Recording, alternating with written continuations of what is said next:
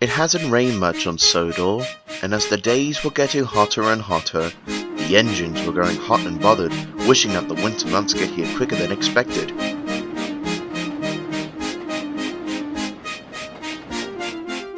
However, Toby is still cross with Thomas after his fibbing of a boiler egg.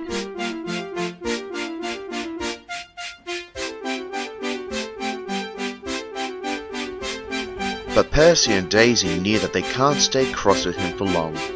A few weeks later, Gordon was taking his stopping train. He was approaching Henry's tunnel. I wish I could stop in Henry's tunnel to cool off from this heat, but that's against the rules and I don't want to delay my passengers. But Gordon's driver squinted his eyes towards the other side of the tunnel and saw a strange-looking object. Then he saw what it was. A cow! He shouted and applied the brakes hard. Luckily, Gordon stopped just in time.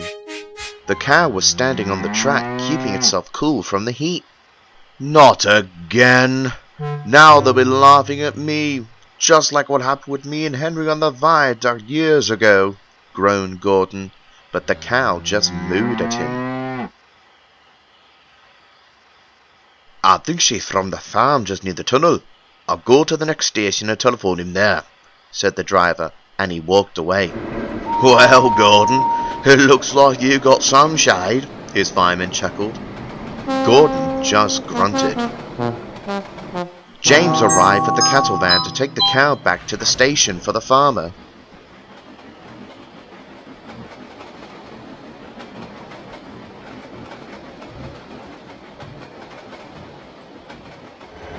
The news went round and everyone thought it was rather funny.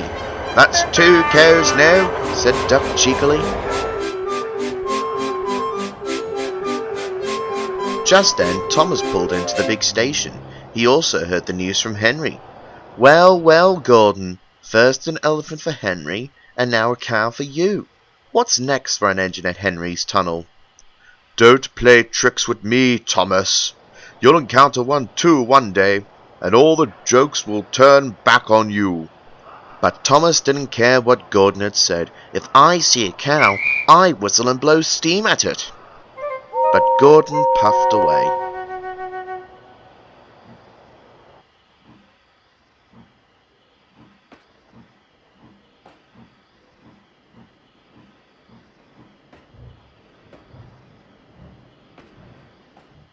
Later that day, Thomas was at the top station heading his way back to Natford.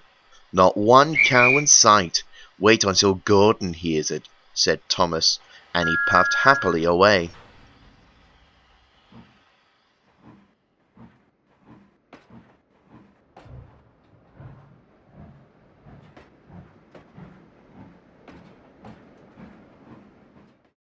Meanwhile, a cow walked down the country road.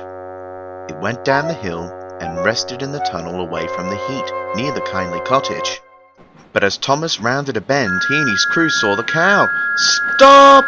cried Thomas. And luckily he stopped just in time.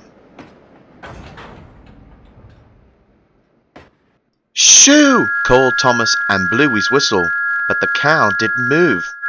Thomas's driver blew his whistle again and again. "Come on, move!" and then wheeshed steam out of his cylinders. But the cow didn't bother with the smoke. He did it again and again until Mrs. Kindly came out of her house. "What's the matter, dears?" she asked. "It's that wretched cow, ma'am. It's delaying our train." "I'll call the farm. I know the owner of that cow from the church fetes." And she rushed towards the telephone. She called the station master, who've called the farmer, and they arranged Toby to take the farmer from Elsbridge. Thomas was very annoyed. "Move!" he snapped. At last, Toby arrived. Thomas was pleased to see him. Soon the two engines, their crews, and the farmer all worked together to get the cow out at last. Later, Tom was back towards the top station, and Toby pulled into a siding.